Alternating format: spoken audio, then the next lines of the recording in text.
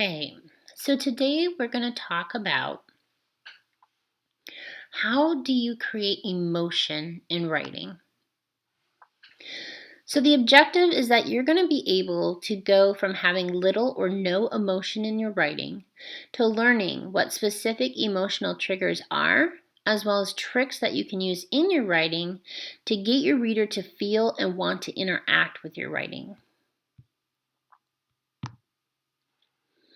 So here's the big concept. There are 7 specific ideas that you can write with more emotion.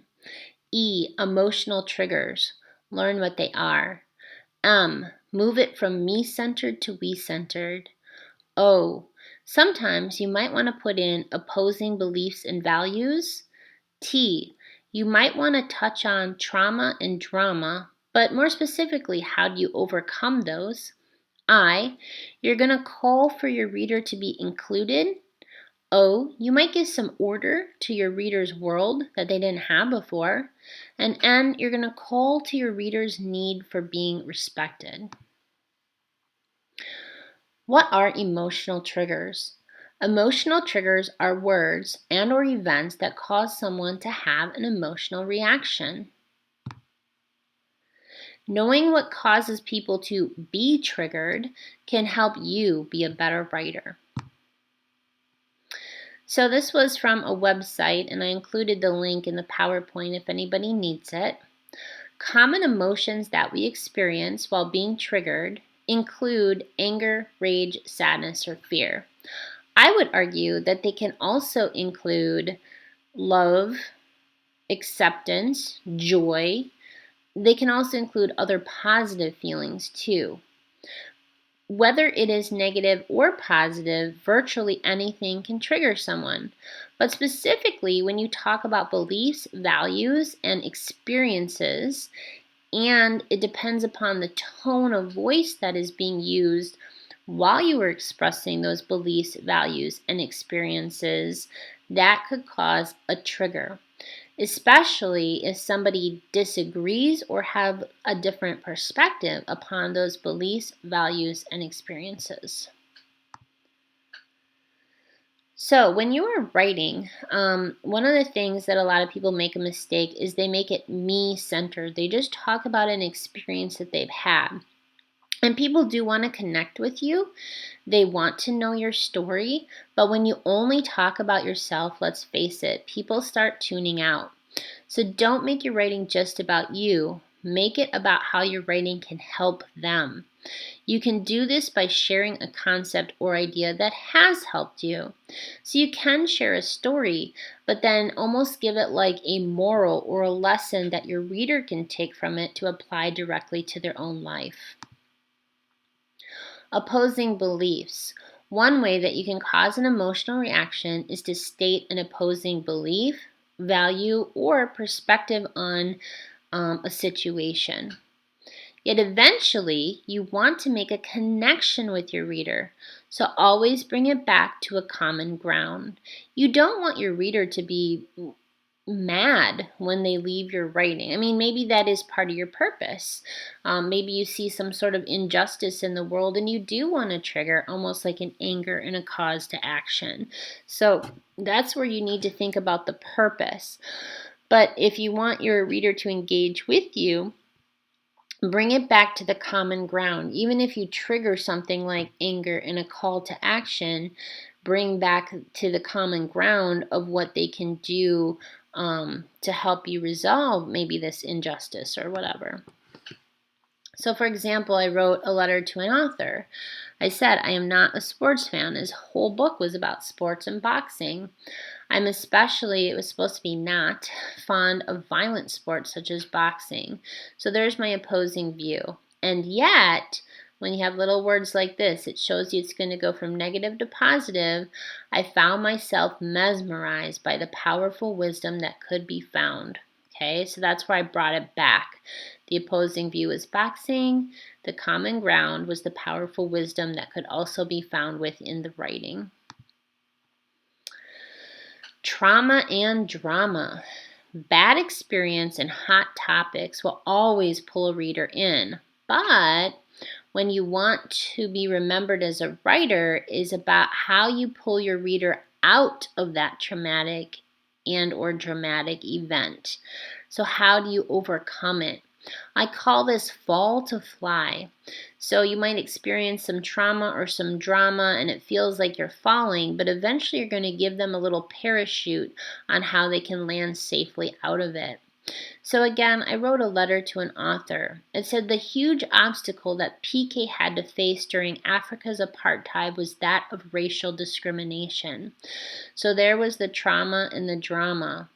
And yet, he was thinking on page 142 about his African nanny, the black tribal woman who raised him versus his white mother. I grew up just like that. I had permission from myself to love whoever I wished and befriended the love and many different types of people. Ooh, this is not good writing, Mrs. Engel. I need to go back and fix it. I should say, and he ended up befriending and loving many different types of people, which in the end united the divided and silenced his oppressors. So this reminds me that whenever I think I'm alone, all I have to do is look around for opportunities that I may not even realize existed right in front of my eyes if I just remain open. So the trauma and the drama could be discrimination, could also be feeling alone, and then the parachute, the flying part, which is look around for opportunities and just connect with a wide variety of people. All right, your reader wants to feel included. Everybody has a need to feel included. I get you because. So, for example, you might say something like, while I did not experience the extreme form of bullying that PK did in your novel, I did experience some pretty extreme form of verbal bullying when I was younger. So again, I'm connecting back to my reader, to my listener, and a big part of his novel was about bullying. And so, I mean, the character experienced some way bad forms of bullying. And so I said, I didn't really experience that, but I have experienced some form of bullying. So I get you because. Now, I would probably go on to talk about that because part. All right, order and balance. Give your reader tips and strategies of how to solve a problem. Maybe you're going to give some order or balance to your reader that they didn't quite have in their life. So, for example, my because part, while I didn't use my fist to fight my enemies, I was able to use my brain. First, I killed them with kindness. I took the advice to be kind to your enemies, for it confuses them. Second, I beat them to the punch and came up with clever comebacks before they could even talk. Last, I turned my attention to those who deserved it and ended up ignoring them.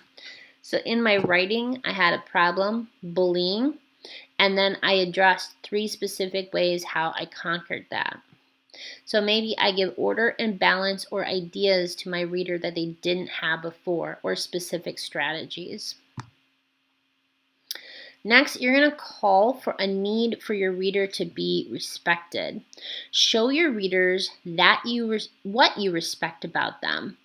Listen to what your audience wants. So a lot of times you're given an assignment, but the best way to write is to figure out what people want to read about, be helpful, be encouraging, congratulate them, and thank them.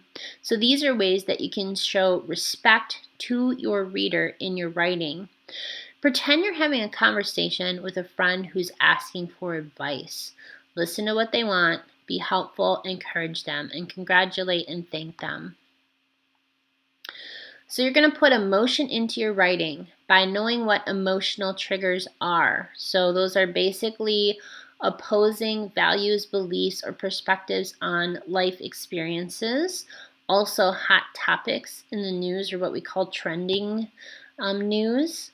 You're going to move from a me-centered to a we-centered. You're going to share a story about yourself, but you're also going to relate it back to your reader. You're going to insert those opposing beliefs and connections. You might show them how to overcome trauma and drama.